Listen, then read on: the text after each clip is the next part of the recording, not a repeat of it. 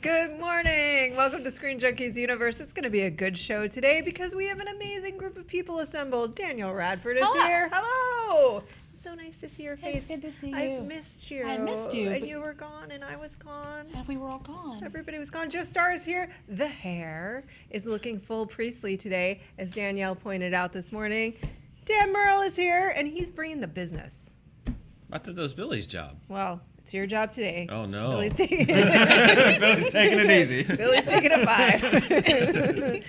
All right, Black Panther is being taught in schools. We have some Johnny Knoxville talking to Miss Danielle. We're going to see that in a little bit. We've got the need, and there's much more, even including some breaking news, you guys. So Jason Momoa and director Corin Hardy have stepped away from the Crowe remake, which was getting ready to start production in, I think, 4 or 5 weeks, due to creative differences with the financier who holds the rights. Thoughts, feelings, emotions, expressions. Dan. I would be so shocked by this if I knew it was happening to begin with. Very shocked.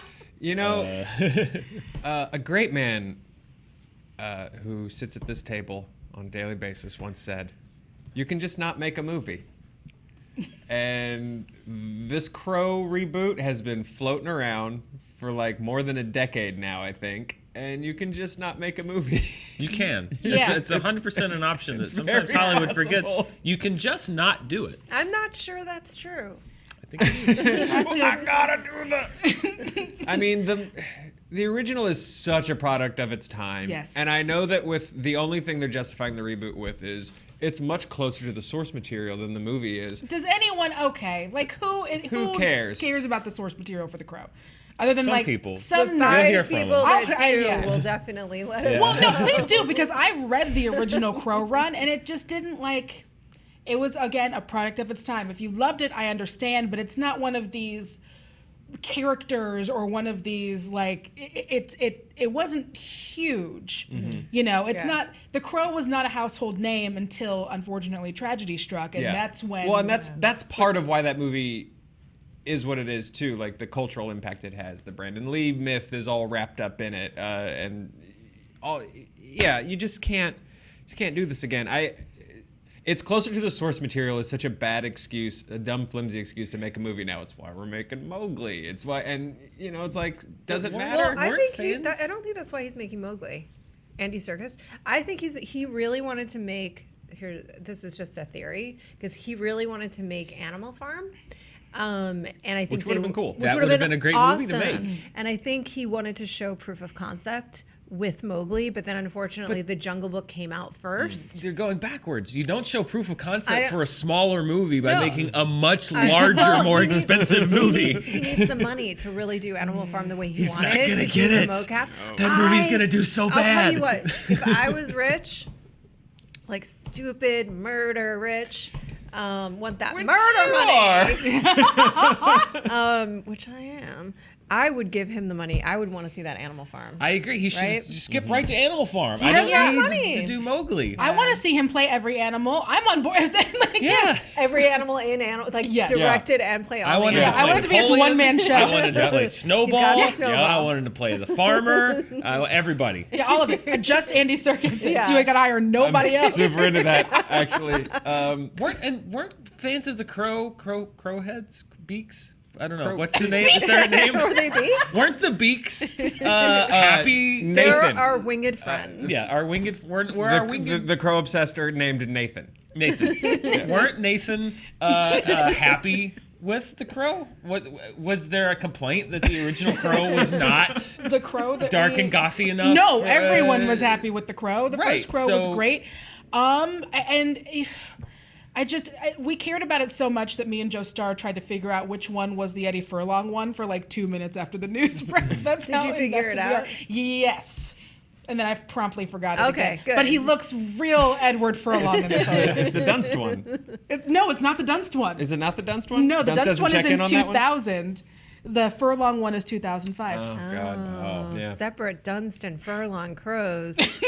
But you're not getting a Momoa Crow. You are getting Top Gun 2, however, which started production. Tom Cruise tweeted out a photo of the long-awaited Paramount sequel. Let's take a look. That's Pete Maverick Mitchell, ladies and gentlemen. Look at the back of that And head. He is feeling the need.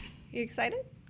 But okay, here's the thing about Top Gun 2, which is going to be addressed in the movie, but it's like drones are now the thing. Which I really hope. I really hope the movie is that he's teaching these new pilots, but they're like losing like resources and budget to drone programs, and there's some like nerdy jerk that's like, new drones. And Pete Mitchell's like, don't you want to go drink beers, ride motorcycles, and fly jets? And he's like, no, drones. And like somehow the Top Gun school has to prove they're better than drones. No, that's exactly what I all want it to be. I want it to be the John Henry myth, Yes. but it's drones versus Tom Cruise. I love that John Henry Myth call out moment, and that is why I love you. Well, keep in mind, this is taking place in a dystopian future where World War III was started in 1986 by yes. Tom Cruise and his flying buddies, because Yeah. that was clearly the beginning of World War III. That Yes. was an armed Yeah. aerial conflict with Russia. not Russia, over international waters. So it may very well be that drone technology didn't even advance because we've been locked in a so this is 3 just decade an long alternate universe? it's I not hope going to so. be. They'll never address that. But I'm sure they That'd will. be so I mean, amazing. I'm sure there'll I be know it's some not, mission. but you're selling me on this movie in which it's an alternate universe and it's still 80s. Like they're just locked in the 80s. Right. Yeah. Everything else obviously. shut down. There's going to be some mission. That's how it always happens. You can wave away new technologies. It's like, no, we need the old business. We need the new stuff won't work.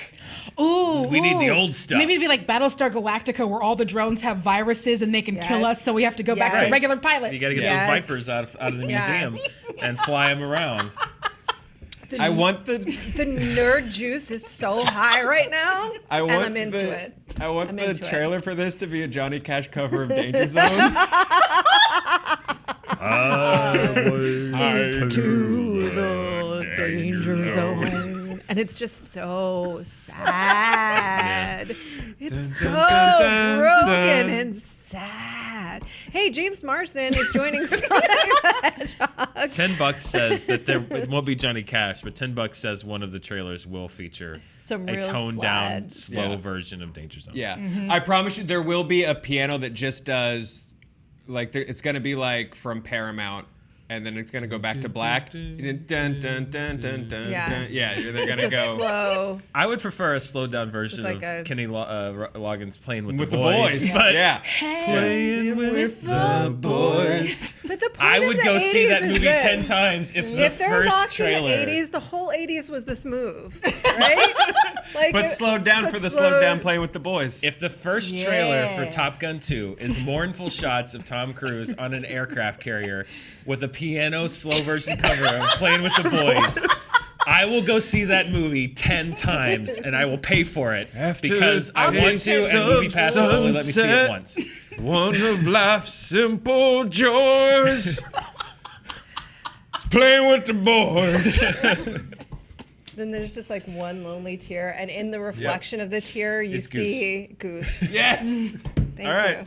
you. Sonic the We're Hedgehog available. is happening. James Marsden is joining the cast. The Westworld actor is set to star as the human member of this film, which will be a mix of live action and CGI.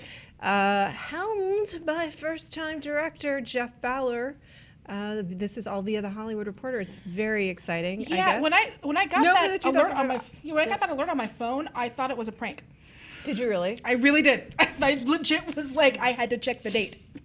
On the movie, or that the movie was happening? That the movie Are was you happening. guys? Did you guys know that Sonic the Hedgehog was happening? Are you excited? Do Oh, you he's feel- always happening. Yeah. People like that. Do you have Sonic the feelings Hedgehog about thing. this game? No. Yeah. Dan, go ahead.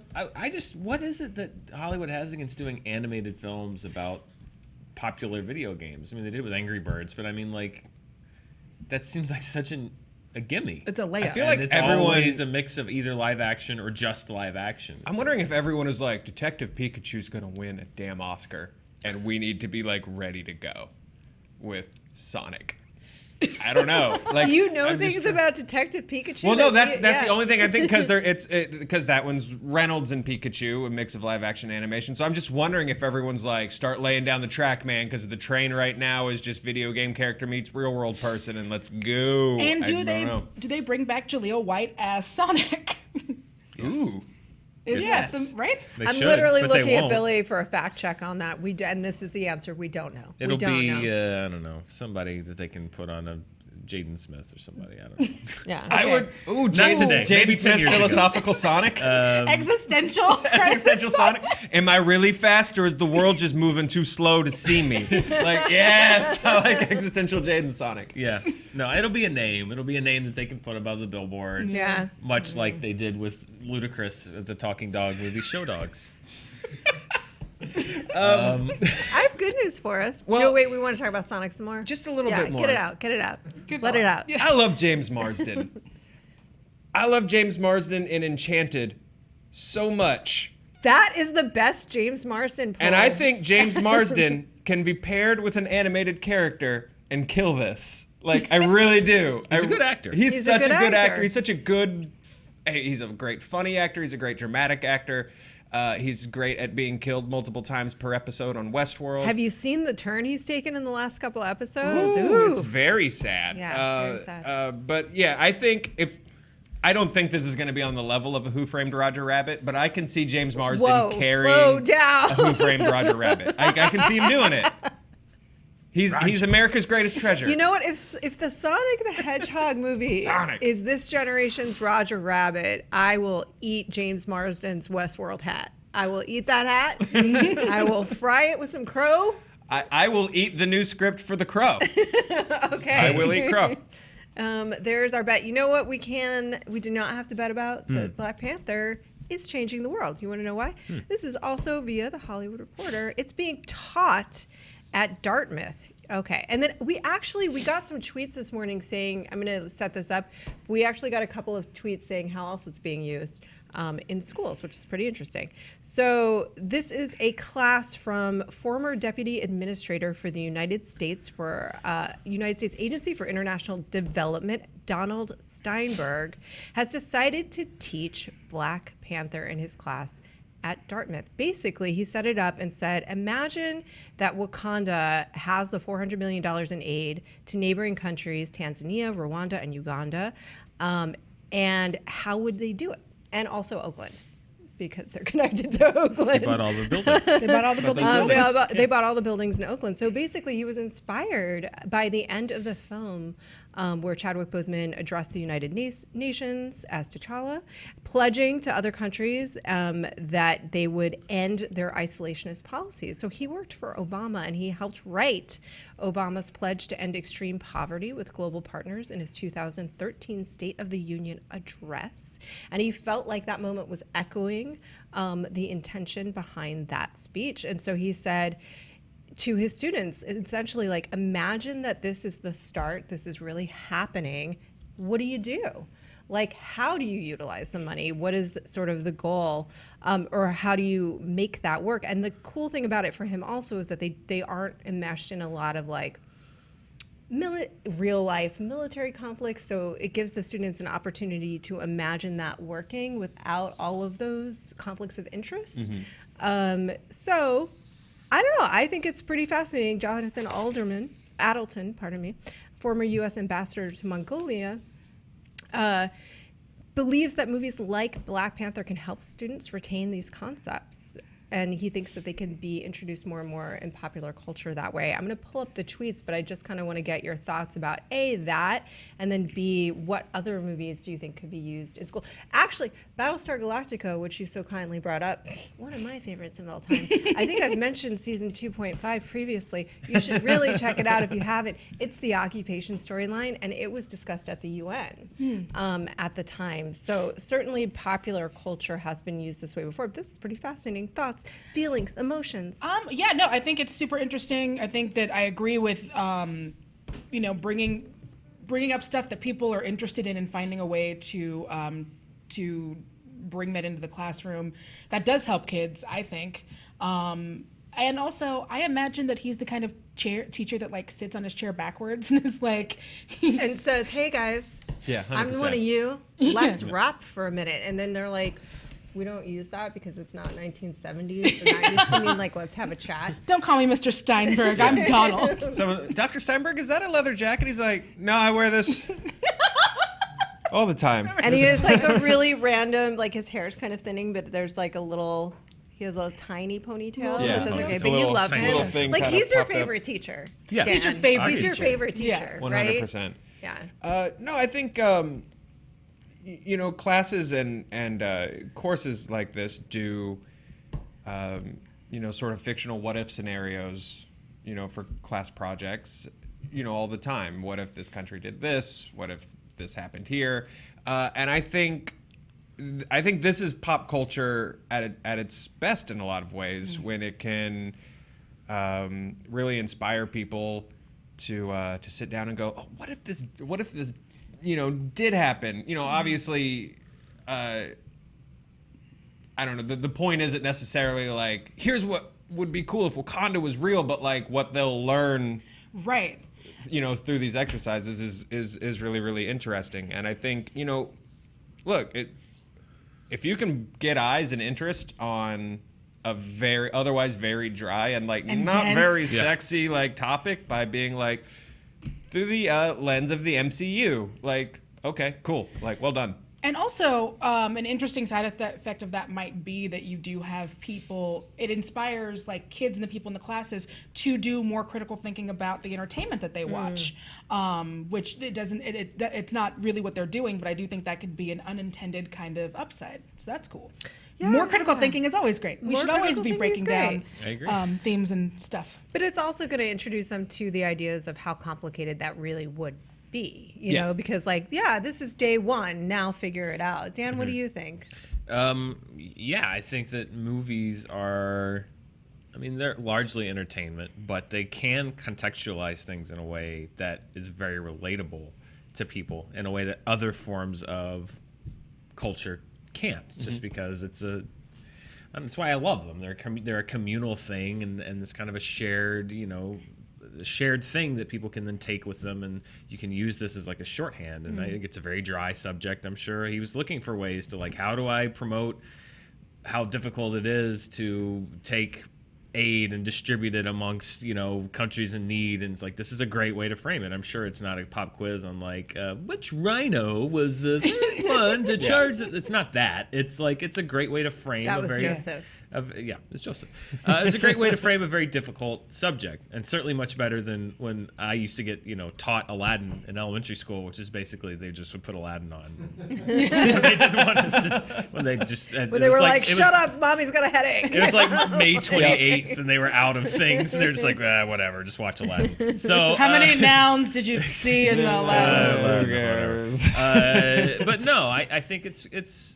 I'm sure some people will scoff at it, but it's not like you're doing a class about the movie Black Panther. You're using it as a tool, which is great. That's a really smart, clever idea, and I think it helps people relate to something that they otherwise couldn't have latched onto. Yeah, and it also, I think, to his point, because this is a fictional country and a fictional circumstance, nobody's really bringing any baggage to that. Yep. It's like it allows students, which I think is one of the nice things about being in college, you can be stupidly optimistic. Yeah. That's why, no, really, that's why they'll save the world.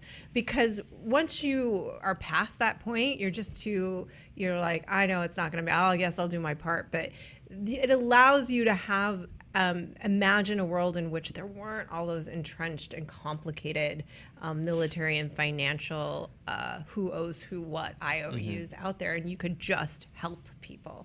Imagine that, Dan. And it is the only superhero film that I can think of that stops to have a pretty complex ideological discussion about Yeah. the pluses and minuses of isolationism and the effects that it has.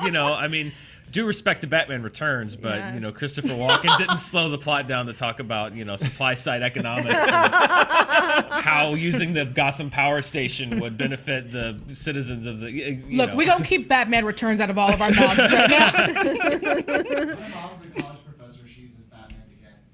She uses Batman Batman Begins. Begins. What does she Batman teach? Begins. She teaches speech communication, and on the unit about identity and how we present ourselves differently to different people, she teaches that Bruce Wayne has 3 different identities. Oh. Bruce Wayne has 3 different identities. So, Okay. in That's- case you guys didn't hear that, Billy's mom is a professor.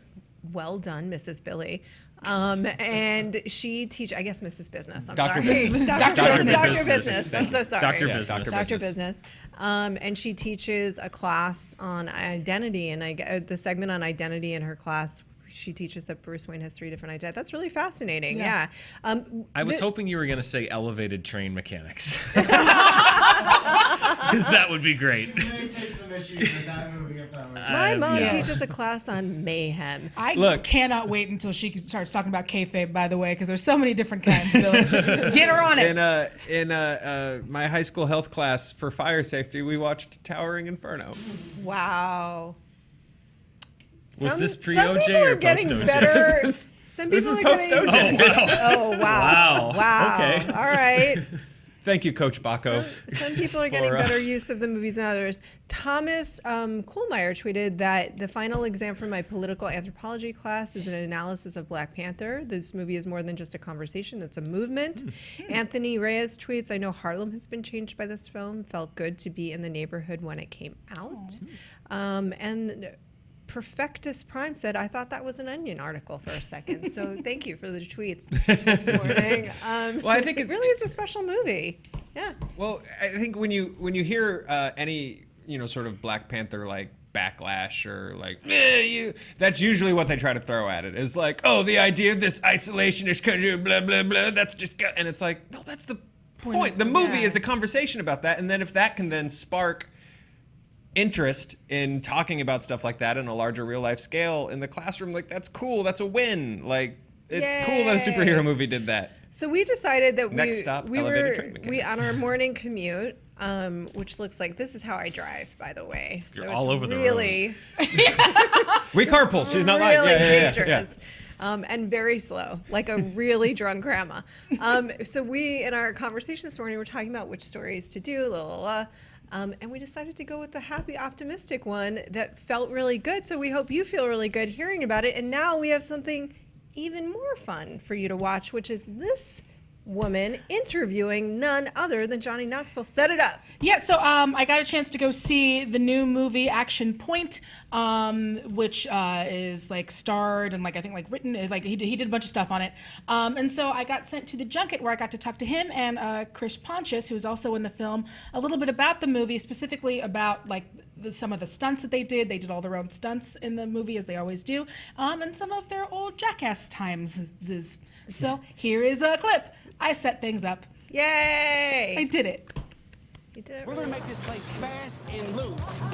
Every ride, every attraction, no rules, no speed limits, just pure fun. That sounds kind of dangerous. How is it that you all balance these kind of Jackass style stunts with a story about like a father and a daughter trying to reconnect? Well, that was the whole dance. This is our home. We can't just let somebody take it. You want the story to have stakes, but you can't let the father-daughter story overwhelm the fun of the park. What was the your favorite stunt from Action Point? I like that the tree you fell out of. I don't know why you didn't get hurt worse on that. I know. At first I thought I wasn't hurt at all, but when the adrenaline went away, I'm like, oh, I think I broke my hand and my knee. I busted the meniscus. I had a couple of little gifts. Just little takeaways? Yeah. Just a little goodie bag, some Yeah. swag. Which one of you do you think has been hit in the head the most in your careers? Really? Him definitely. Yeah, unfortunately, I landed on my head a bunch in this movie. Not unfortunately, fortunately for footage.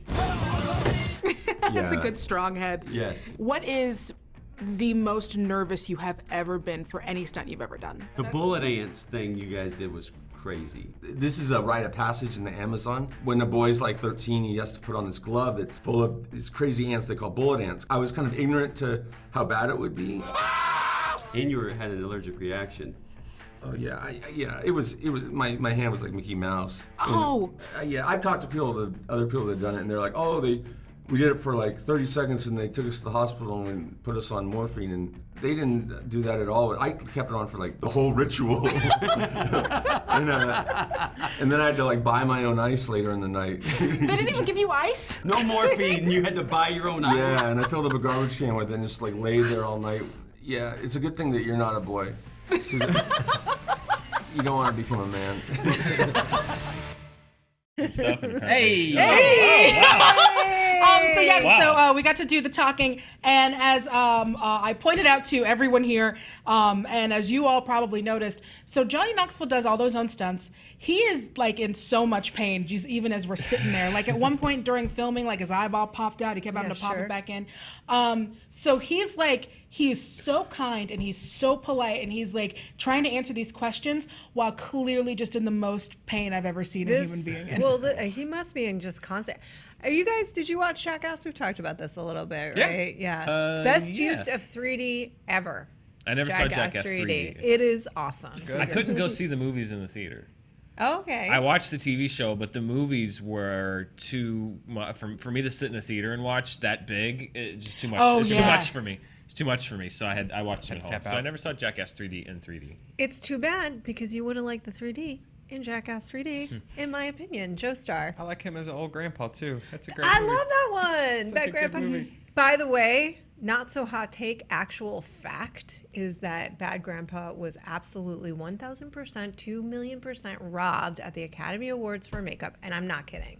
Oh no, it was. I mean, what I liked about that one too, it was less about just like hurting him with stunts and just some like weirder situations. Did you see Bad Grandpa, Dan? I saw the trailers. I mean, they do this. So it's like, this grandpa and the kid, and the kid walks, befriends a biker gang, like an actual biker gang, and just tells this biker gang that like his grandpa's coming for him, and his grandpa's like terrible. But they actually did this, like they didn't know, and so then Johnny Knoxville shows up in character, and it's just tense and weird. Really weird. Yeah, I mean it's a great movie. And he does a lot of the aging makeup in Action Point too, which looks really good. The pageant, and sorry, I'm still Oh, stuck no. on it. It's still every time I see it, it makes me laugh. Yeah. I don't know why. But I agree, just how much he was able to do because of that makeup. I agree. And he had to. The thing about that makeup too is I believe it was Dallas Buyers Club that won that year. I'm looking up right now. I'm trying to see who won. Which was a fine makeup, but it was really more about the weight loss, which was the actors lost the weight. With Bad Grandpa, he had to convince people in person. So that's like, you don't have any of the help of lighting to cover the seams on that makeup. This is Dallas Buyers Club. Yeah. I will say it's a better makeup job than Darkest Hour. Yeah. I think it might have been. But what are you going to do? What are you gonna do? Also, Ian McAndrew says, Danielle and Joe, I believe that the furlong crow was called Wicked Prayer. I can't believe I know that. Wicked Prayer. You're right. Thank you. That was Wicked Prayer. Thank you, Ian. Wicked Prayer. So, Action Point. Wicked Snap We Prayer. haven't seen it. You've seen it. It's out this weekend. You guys can check it out this weekend. Thank you, Danielle. I want to go see it. Will this be the one that you see?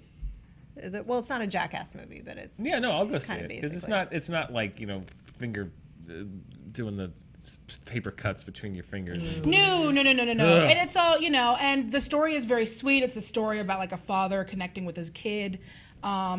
It's theme park Logan. I don't know. Sold. Yeah. Sold. Yeah, stop there. You just did the entire marketing campaign for them. You're welcome, Paramount. How did they not call that movie Theme Park Logan? Yeah, sold. Movie Fights is another thing you should be watching today at 4 p.m. It's Greg Alba versus Yael Teigel versus Josh McCouga. That's exciting. What's the big question, Dan? We will be discussing, or I should say the fighters will be discussing, and they all have different plans, which I love. We did not prompt them, but we asked all of them, following what happened with Solo, what Disney should do next. And all three of them had three great, completely different answers. So I think it's going to be a really fun fight because they all have a different perspective on how they should approach their next move with the Star Wars franchise. And I think it should be an interesting debate. Oh, man. I'm bummed I'm going to miss that. That bums me out. Where are you going to be? I'm not going to be. I'm not going to be doing the thing. There'll be someone else with the Dans. I'm sorry. I know. I didn't log my. You're going to leave him Danless. You didn't tell me. I'm so sorry. I'm leaving you Danless. All right. Okay. Well, we're leaving the show on kind of a bummer, but it's been a lovely day with you guys. Radford. Thank you for joining us today. And we will see you again tomorrow. It's Friday. It is. Friday. Tomorrow. Not today.